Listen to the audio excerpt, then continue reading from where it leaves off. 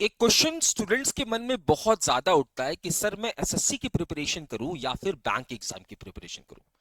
आप में से बहुत सारे स्टूडेंट्स ऐसे होंगे जो कि 2026 या फिर 27 को टारगेट कर रहे होंगे कि 2026 में एग्जाम दूंगा, 2027 में एग्जाम दूंगा, लेकिन प्रिपरेशन तो अभी से करनी होगी। तो सर किस चीज की मैं प्रिपरेशन करूं? क्या मैं एसएससी की करूं या फिर बैंक की करूं या फिर मैं दोनों कर सकता हूं? तो आज हम लोग समझेंगे एसएससी और बैंक के बीच में डिफरेंस क्या होता है, और उसके बाद आप खुद ही आइडिया लगा लोगे कि आपके लिए क्या बेहतर है। तो डिस्कस करते हैं पहले कि एसएससी के थ्रू आपको कौन कौन से पोस्ट मिलते हैं। ठीक है।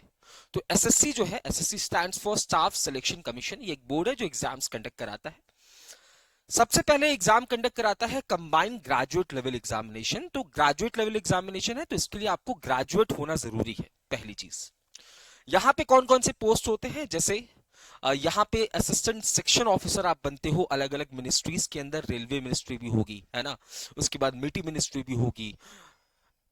इसके बाद आप इंस्पेक्टर बनते हो इनकम टैक्स के अंदर, कस्टम के अंदर, एक्साइज के अंदर। साथ साथ आप सब इंस्पेक्टर भी बनते हो सीबीआई एंड नारकोटिक्स जैसे डिपार्टमेंट में।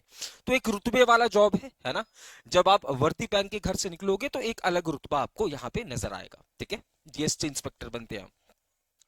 इसके बाद दूसरा एग्जाम होता है एसएससी सीपीओ, ये भी ग्रेजुएट लेवल पे होता है। ठीक है।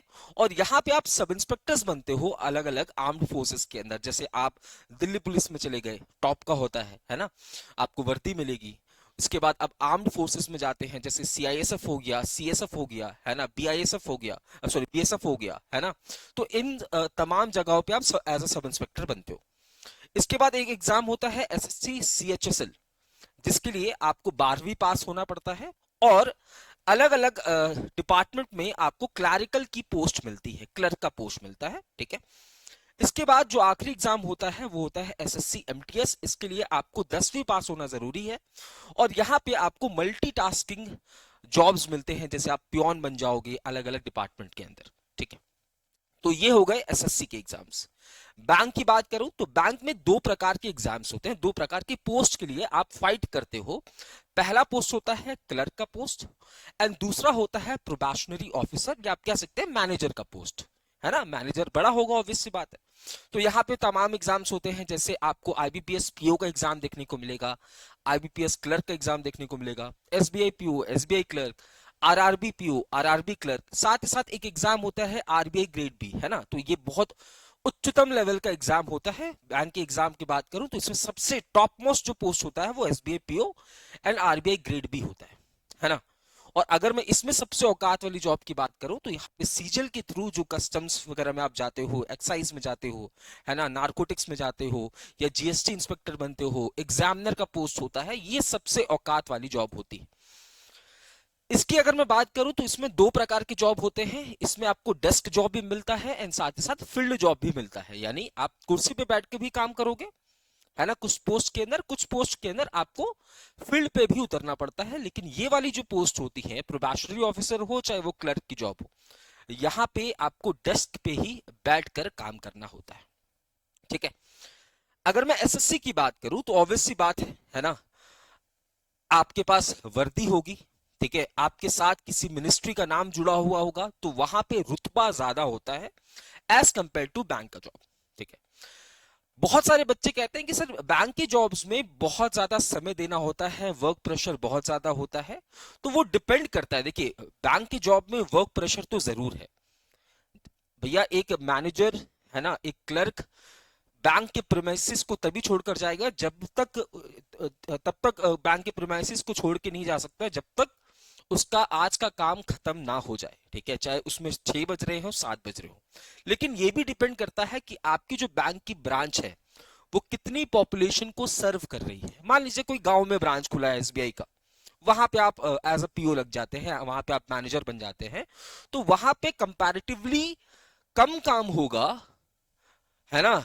किसके कंपैरिजन में? तो एसबीआई का कोई ब्रांच है भाई दिल्ली के अंदर, गाजियाबाद के अंदर, क्योंकि वहां पे पॉपुलेशन ज्यादा है। वहां की जो एसबीआई की ब्रांच होगी वो ज्यादा पॉपुलेशन को केटर कर रही होगी, ज्यादा पॉपुलेशन को अपनी सर्विसेज दे रही होगी। लेकिन गांव में क्या है, गांव में बहुत कम लोग जो ऐसे होंगे जिनके पास खाते होंगे, है ना। तो वहां पे थोड़ा सा कम काम हो सकता है। तो जो वर्कलोड वाली चीज है बैंक में, ये चीज है जरूर है, लेकिन ये डिपेंड करेगा कि आपकी जो बैंक की ब्रांच है जिसमें आप पोस्टेड है वो कितनी पॉपुलेशन को सर्व कर रही है। ठीक है, तो ये बात आपको ध्यान रखना है। बात करते हैं कि भैया एज क्राइटेरिया क्या होगी। तो सबसे पहले SSC CGL, SSC combined graduate level examination, जिसमें आप इनकम टैक्स कस्टम्स वगैरह में जाते हैं, एग्जामिनर बनते हैं, सेंट्रल सेक्रेटेरिएट में काम करते हैं, प्रधानमंत्री सचिवालय में काम करते हैं, जहां पे आपकी औकात बहुत ज्यादा होती है। ठीक है, भौकाल बहुत ज्यादा है। यहाँ पे आपकी एज होनी चाहिए 18 से 32।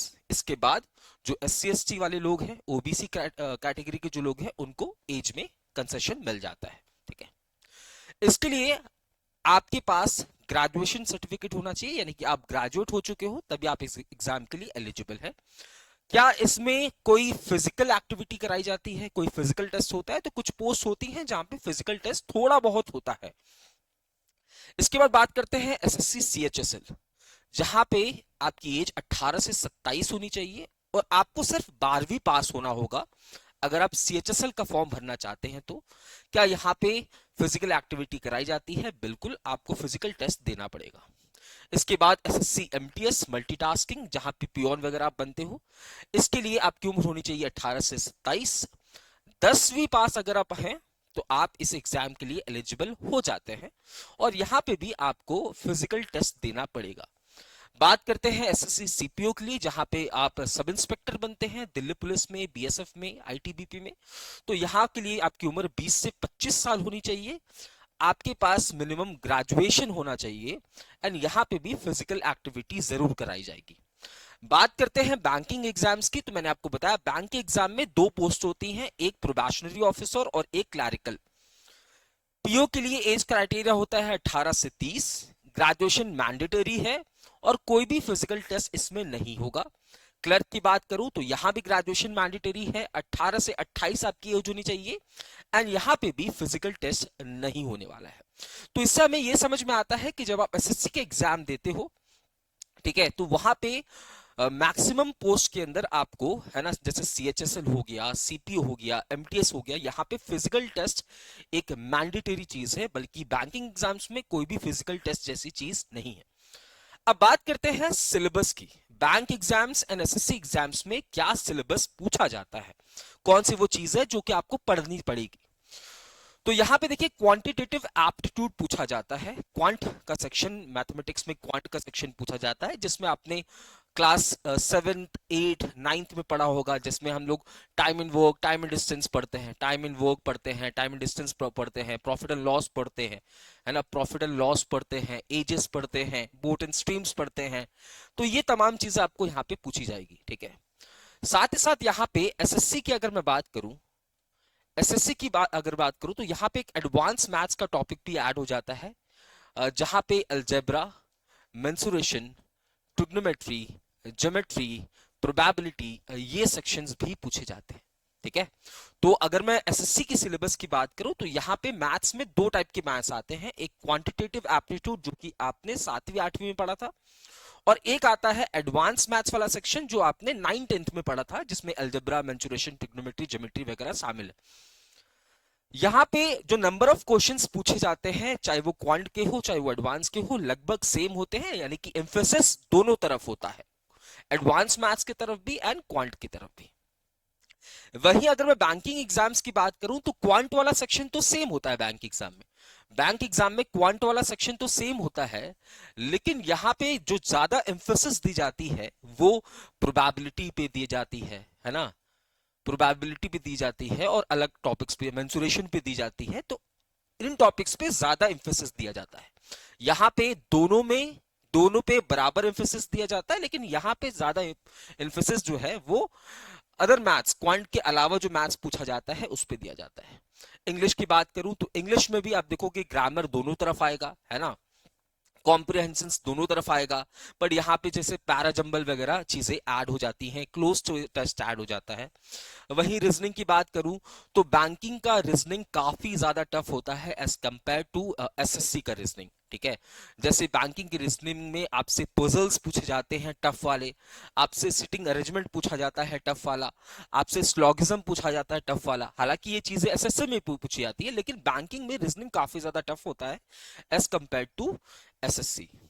बात करें जनरल अवेयरनेस की, ठीक है, तो देखो बैंकिंग एग्जाम्स में ना जो टारगेट होता है वो टारगेट किया जाता है करंट अफेयर्स के ऊपर, ठीक है। बैंकिंग स्टैटिक के ऊपर, बैंकिंग स्टैटिक का मतलब क्या होता है, जैसे आपसे पूछ लेगा कि MICR कोड क्या है, आरबीआई के फंक्शंस क्या है, आपसे पूछ लेगा आरबीआई का स्ट्रक्चर क्या है, आपसे पूछ लेगा नाबार्ड का फंक्शन क्या है। तो ये वो चीजें हैं जो कि स्टैटिक है, रुकी हुई है। तो यहाँ पे सबसे ज्यादा इंफोसिस होता है करंट अफेयर्स पे, बैंकिंग स्टैटिक पे, है ना। साथ ही साथ करंट अफेयर्स में फाइनेंशियल अवेयरनेस भी पूछा जाता है, आरबीआई सर्कुलर्स पूछा जाता है, यानी कि पूरी की पूरी तरीके से यहाँ पे बैंकिंग पे चीजें निर्भर करती है। यही एसएससी की अगर मैं बात करूं तो एसएससी में यहां पे आप देखोगे history, geography, polity, economics, current affairs और साइंस के ऊपर ज्यादा इंफोसिस दिया जाता है। करंट अफेयर्स यहां भी आता है, लेकिन यहां पे जो करंट अफेयर्स आता है जनरल करंट अफेयर्स आता है ना। देखिए यहां पे भी करंट, देखिए यहां पे भी करंट अफेयर्स है, यहां पे भी करंट अफेयर्स है, लेकिन यहां पे जो करंट अफेयर्स पूछा जाता है वो ज्यादातर बैंकिंग पे टारगेट करता है, बैंक को टारगेट करता है, बैंकिंग की करंट अफेयर्स को टारगेट करता है, ठीक है। तो करंट अफेयर्स तो दोनों जगह है, लेकिन करंट अफेयर्स में टॉपिक्स जो है डिफरेंट पूछे जाते हैं। जैसे नेशनल अफेयर्स यहाँ के लिए भी इंपॉर्टेंट है, यहाँ के लिए भी इंपॉर्टेंट है, बट यहाँ के लिए लेस इंपॉर्टेंट है एज कंपेयर टू यहाँ के लिए। स्पोर्ट्स एंड गेम्स यहाँ के लिए भी, यहाँ भी आता है, यहाँ भी आता है, लेकिन यहाँ पे ज्यादा इंपॉर्टेंट है स्पोर्ट्स एंड गेम्स का न्यूज, यहाँ पे कम इंपॉर्टेंट है। तो यहाँ पे बैंकिंग के ऊपर ज्यादा तवज्जो नहीं दिया जाता है, बल्कि यहाँ पे बैंकिंग के न्यूज के ऊपर ज्यादा तवज्जो दिया जाता है। तो history, geography, polity, economics, current affairs, science, ये इसका क्या होता है, सिलेबस होता है। इसका सिलेबस यही बैंकिंग स्टैटिक इसका सिलेबस होता है, करंट अफेयर्स का सिलेबस होता है, एंड बैंकिंग अवेयरनेस इसका सिलेबस होता है। इसके बाद कंप्यूटर, आपको एसएससी में भी कुछ क्वेश्चंस पूछे जाते हैं, लेकिन बैंक में तो कंप्यूटर के क्वेश्चंस पूछे जाते ही है, ठीक है। तो ये था क्या सिलेबस। पहले हमने क्या डिस्कस किया भाई, पहले हमने डिस्कस किया कि कौन कौन सी पोस्ट होती है, फिर हमने डिस्कस किया कि एलिजिबिलिटी क्राइटेरिया क्या है, किस में ग्रेजुएशन चाहिए, किस में ग्रेजुएशन नहीं चाहिए, और उसके बाद हमने देखा कि एग्जाम में कौन सी सिलेबस पूछी जाती है। अब बात यह है कि भैया मैं किस एग्जाम की प्रिपरेशन करूं, है ना, मैं किस एग्जाम की प्रिपरेशन करूं, ये सबसे इंपॉर्टेंट मुद्दा है। यही डाउट सभी बच्चों का होता है कि सर मैं प्रिपरेशन किस एग्जाम की करूं। देखो बैंक की खास बात क्या होता है मैं आपको बता, अगर मैं देखो सैलरी की बात करूं ना, सैलरी की बात करूं तो सैलरी लगभग बैंक एंड एसएससी में सेम ही होता है। बैंक एंड अगर मैं एसएससी सीजीएल की बात कर रहा हूं तो बैंक एंड एसएससी सीजीएल में लगभग सेम सैलरी होता है, और अगर किसी में ज्यादा है तो बैंक में थोड़ा सैलरी ज्यादा होता है क्योंकि इसमें अलाउंसेस ज्यादा ऐड हो जाते हैं, लेकिन ऑलमोस्ट सैलरी सेम ही होता है। एसएससी सीजीएल अपने साथ एक रुतबा लेके आता है, वो चीज बैंक नहीं लेके आता है। बैंक में वर्कलोड थोड़ा ज्यादा होगा, है ना। ये भी डिपेंड करेगा कि आपकी बैंक की ब्रांच कहां पे है, आपकी बैंक की ब्रांच कितनी पॉपुलेशन को सर्व कर रही है, लेकिन सीजीएल में ऐसा चीज नहीं है। बैंक में प्रमोशन जल्दी होता है, सीजीएल में थोड़ा डिले होता है, सीनियरिटी के हिसाब से आपकी प्रमोशन इसमें होती है, ठीक है। आ, बात करते हैं भाई आपके लिए क्या सही है। देखो बहुत सारे बच्चों का एक डाउट होता है कि सर क्या मैं बैंक और एसएससी की प्रिपरेशन साथ में कर सकता हूं। आप बिल्कुल बैंक और एसएससी की प्रिपरेशन साथ में कर सकते हैं, लेकिन आपको एक फैक्ट क्या चेक बता दूं कि देखो आपको मैथ्स पढ़ना है ना। मैथ्स में आप देखोगे, मैथ्स में दोनों के 70% चीजें तो कॉमन होती हैं, लेकिन 30% चीजें आपको एसएससी की अलग पढ़नी पड़ेगी और आपको बैंक की अलग पढ़नी पड़ेगी। सेम इंग्लिश की बात तो इंग्लिश में भी लगभग 70% चीजें सेम होता है, मतलब कॉमन सिलेबस है। इसके बाद 30% चीजें आपको एसएससी के लिए अलग पढ़नी पड़ेगी एंड बैंक के लिए 30% चीजें अलग पढ़नी पड़ेगी। ये मैं 30% एक आंकड़ा ऐसे ही बता रहा हूं। अगर मैं रीजनिंग की बात करूं तो रीजनिंग में बैंक की रीजनिंग पढ़कर आप एसएससी की रीजनिंग को फोड़ सकते हो, लेकिन एसएससी की रीजनिंग एंड बैंक की रीजनिंग में डिफरेंस बहुत है। बैंक की रीजनिंग बहुत टफ होती है। वहीं अगर मैं जीए वाले सेक्शन की बात करूं तो जीए वाला सेक्शन बैंक में तो सिर्फ current affairs and general awareness है, बैंकिंग स्टैटिक है, लेकिन यहां पे जीए का टॉपिक, जीए में history, geography, polity, economics, current affairs, science, ये तमाम चीजें आपको पढ़नी पड़ेगी और ये बहुत ही बल्कि सिलेबस लेकर आता अपने साथ। ठीक है, तो ये डिफरेंस होता है बैंकिंग एग्जाम्स का और एसएससी के एग्जाम का। ठीक है, बहुत स्टूडेंट्स होते हैं कि सर घर की हालत अभी इतनी अच्छी नहीं है ना। मान लीजिए भैया आपने अभी 12वीं पास किया है और आप एग्जाम की तैयारी कर रहे हो, तो एसएससी अपने साथ एक खूबी लेकर आता है कि आपके पास सीएचएसएल का एग्जाम है जो कि सिर्फ 12वीं, जो कि 12वीं पास लोगों के लिए होता है, तो आप उस एग्जाम के लिए भी एलिजिबल हो जाते हैं। ठीक है, तो दोनों के अपने प्रोज एंड कॉन्स है। ठीक है, ये बात आपको ध्यान रखना है। तो मैं उम्मीद करता हूं मैंने दोनों के जो इंपॉर्टेंट पॉइंट्स हैं वो आप तक पहुंचा दिया होगा। ठीक है, आपके लिए क्या सही है ये डिपेंड करता है आपके सिचुएशन पे भी, है ना, कि आपको एसएससी की एक नेगेटिव चीज होती है कि एसएससी का जो सिलेक्शन प्रोसेस होता है वो काफी लंबा होता है। आपने प्रीलिम्स क्वालिफाई किया, फिर आपने मेंस दिया, मेंस के बाद आपने इंटरव्यू दिया, और ये जो प्रोसेस होता है ये 1 साल 1.25 साल चला जाता है। तो एक इसके एक क्या है भाई, खराब चीज है, नेगेटिव चीज है। वहीं अगर मैं बैंकिंग एग्जाम्स की बात करूं तो बैंक में आप 6 महीने में उस कुर्सी पे जाकर बैठ जाओगे, 5 महीने 6 महीने में आप उस कुर्सी पे जाकर बैठ जाओगे जिस कुर्सी पे के लिए आप सिलेक्ट हुए हैं। यानी कि अगर आपने आईबीपीएस पीओ का फॉर्म भरा, आपने प्रीलिम्स क्वालिफाई किया, मेंस क्वालिफाई किया और इंटरव्यू दिया, और इन तीनों में, प्री, मेंस और इंटरव्यू में आपको टोटल 4 महीने का समय लगेगा। 1 महीने के बाद आपको बता दी जाएगी कि भैया आपकी ट्रेनिंग फलाना जगह होने वाली है। तो एक प्रोस बैंक का ये भी है कि सारी चीजें, जो प्रोसेस है वो बहुत ज्यादा फास्ट होता है।